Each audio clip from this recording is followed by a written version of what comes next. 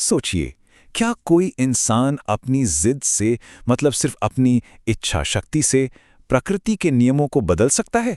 आज हम एक ऐसी ही कहानी में गोता लगाने वाले हैं। महर्षि विश्वामित्र और राजा त्रिशंकु की कहानी। ये सिर्फ एक कहानी नहीं, बल्कि महत्वाकांक्षा, अहंकार और शक्ति की सीमाओं की एक पड़ताल है। हाँ, यही वो सवाल है जो इस पूरी कहानी की जड़ है। एक तरफ है एक इंसान का, कह सकते हैं, अटूट संकल्प, और दूसरी तरफ है ब्रह्मांड का वो नियम जो कभी नहीं बदलता। तो चलिए देखते हैं कि इस टकराव का नतीजा क्या निकलता है।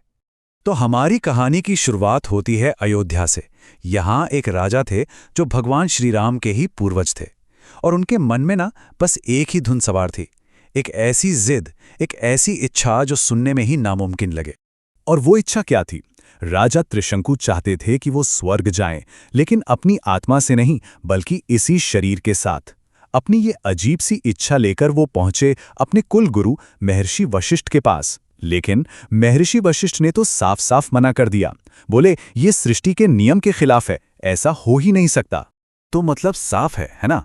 नियम ये कहता है कि मृत्यु के बाद आत्मा शरीर छोड़कर स्वर्ग जाती है, पर त्रिशंकु की जिद थी कि वो अपने इस भौतिक शरीर को भी साथ लेकर जाएंगे।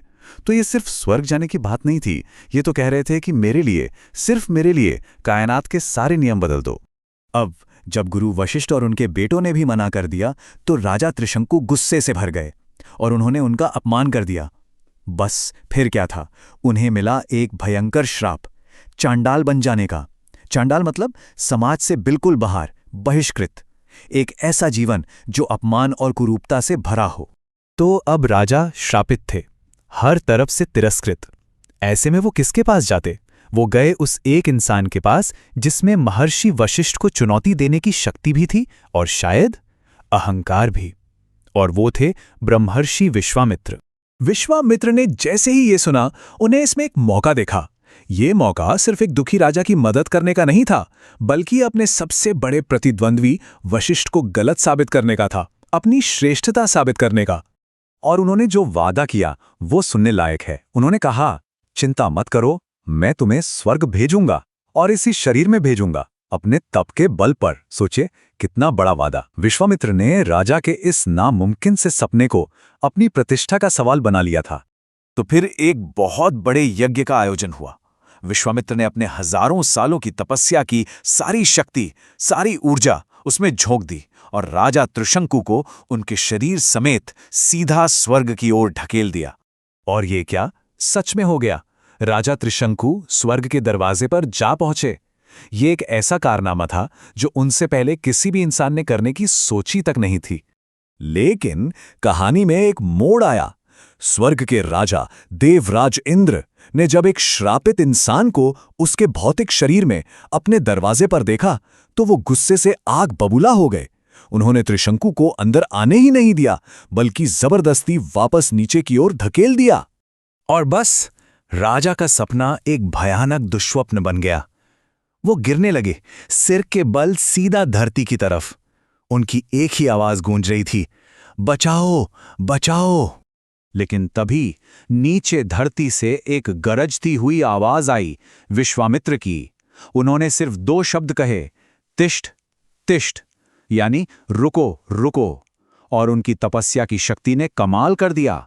राजा त्रिशंकु जहां थे बीच हवा में, वहीं के वहीं जम गए। अब विश्वामित्र का क्रोध 7वें आसमान पर था। इंद्र का ये बर्ताव उन्हें बिल्कुल बर्दाश्त नहीं हुआ। उन्होंने फैसला किया, अच्छा, अगर मेरे भेजे हुए इंसान को पुराने स्वर्ग में जगह नहीं मिलेगी तो कोई बात नहीं, मैं उसके लिए एक नया स्वर्ग बना दूंगा। और ये सिर्फ कोई खोखली धमकी नहीं थी, उन्होंने सच में ये करना शुरू कर दिया। पहले तो त्रिशंकु को हवा में ही रोक दिया, फिर दक्षिणी आकाश में नए नए तारे, नए नए नक्षत्र बनाने लगे। और हद तो तब हो गई जब उन्होंने कहा कि मैं एक नया इंद्र भी बनाऊंगा।